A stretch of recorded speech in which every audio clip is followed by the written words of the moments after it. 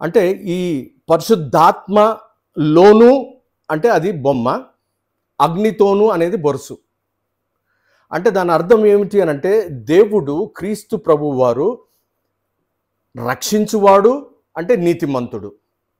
తరువాత ఆయన శిక్షించువాడు అంటే దాని అర్థం ఏమిటి అంటే, ఆయన శిక్షించువాడు కాదని కాదు, కానీ అక్కడ శిక్షించువాడు అని అర్థం కాదు. అక్కడ ఆయన న్యాయవంతుడు.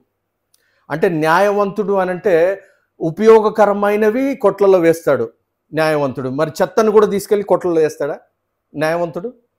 మీరు గమనించాలి.